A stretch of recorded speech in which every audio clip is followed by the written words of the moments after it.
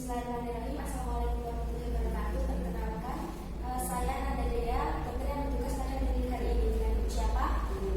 Ya, ibu Tulina. Alamatnya di mana? Karya Makmur ya ibu. Kemudian umurnya berapa? Tahun. Lalu yang sakit siapa? Anaknya namanya siapa? Ya, Dek Cindy ya. Umurnya berapa Dek Cindy? 3 tahun. 3 tahun. Baik.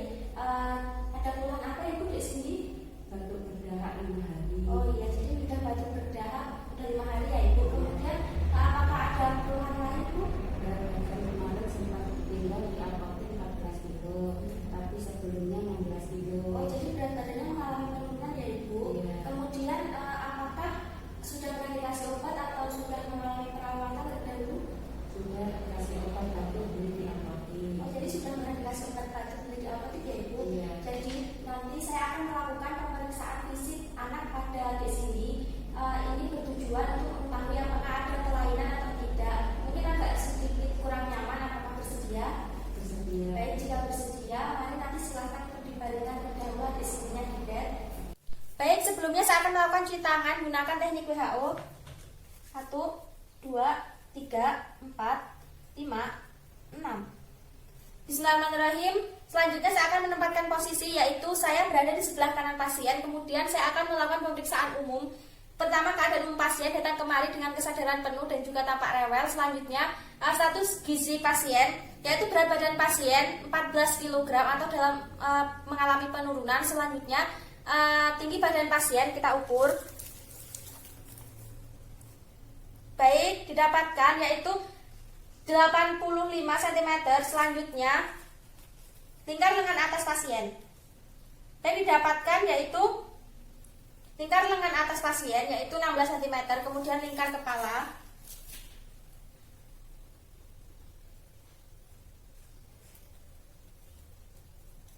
Dan didapatkan yaitu 47 cm atau dalam keadaan normal. Selanjutnya, kita mengukur tanda vital pasien. Pertama yaitu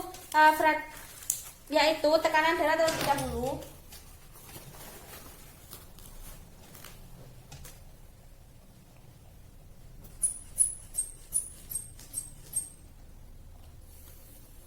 Baik, dapatkan 100/65 mmHg dalam keadaan normal. Selanjutnya kita mengukur suhu tubuh pasien menggunakan termometer. Kita letakkan di aksila. Kita tunggu beberapa menit.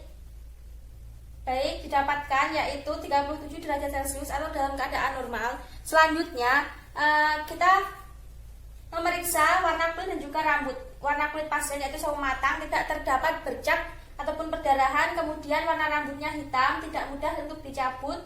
Kemudian selanjutnya mengetahui apakah ada kelenjar limfa atau tidak pada bagian servikal, aksial dan juga inguinal. Pada bagian servikal kita suruh pasien untuk duduk. Baik, silahkan duduk adik. Kita raba pada servikal, pada leher. Baik, tidak terdapat benjolan ataupun kelenjar.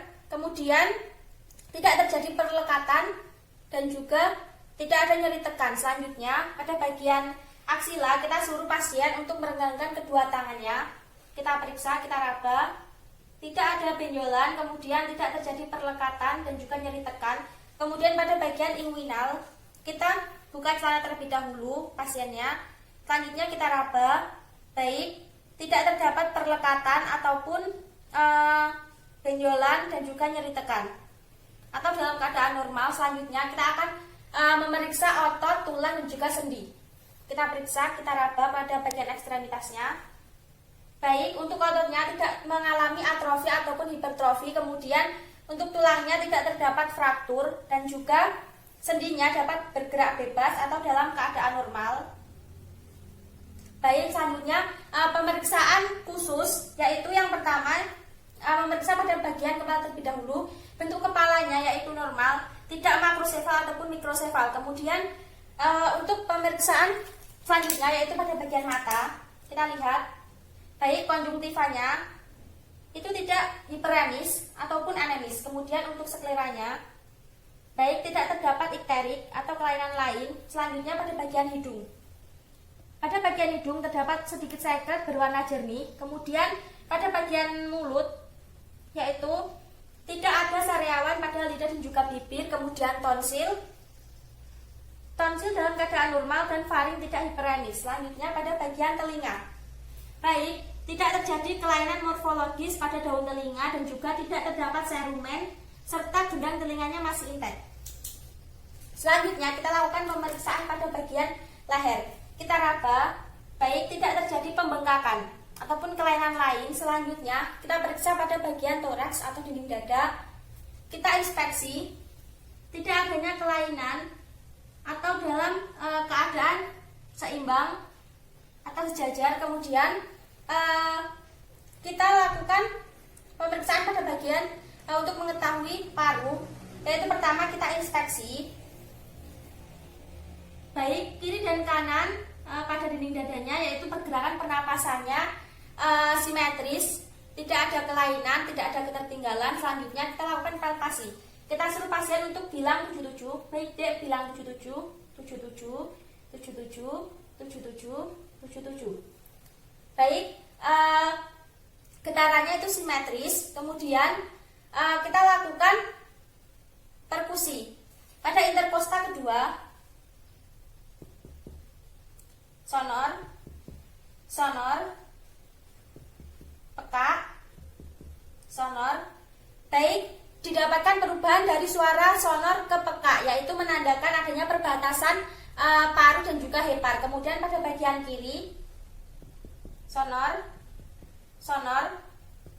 redup, sonor. Baik, didapatkan perubahan dari sonor ke redup, kemudian sonor kembali, jadi menandakan adanya perbatasan antara paru dan juga jantung. Kemudian kita lakukan auskultasi. Sebelum melakukan auskultasi, kita lakukan perkusi untuk mengetahui apakah ada kelainan atau tidak, yaitu pada bagian kanan dan juga kiri. Baik, selanjutnya kita lakukan auskultasi menggunakan stetoskop pada bagian membrannya.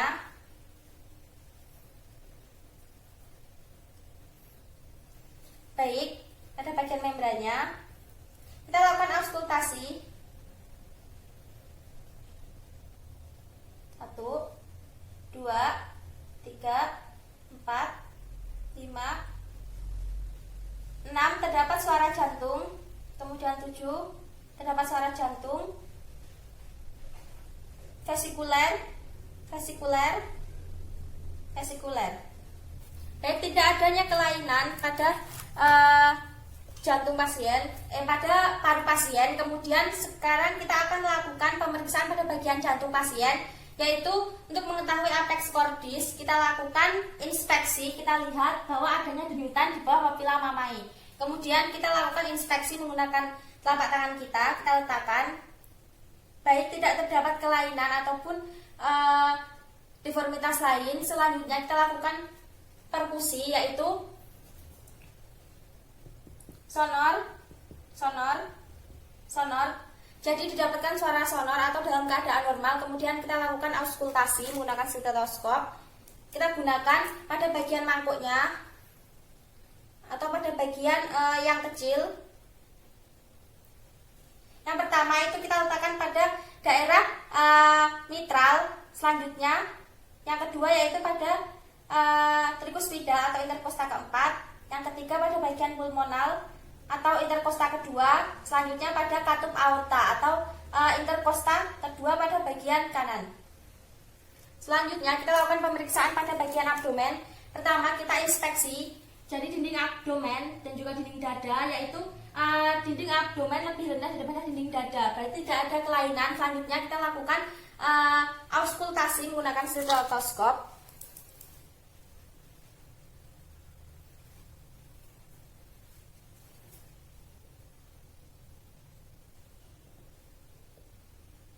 Baik, didapatkan suara peristaltik usus atau dalam keadaan normal. Selanjutnya kita lakukan perkusi. Sama seperti auskultasi. Timpani.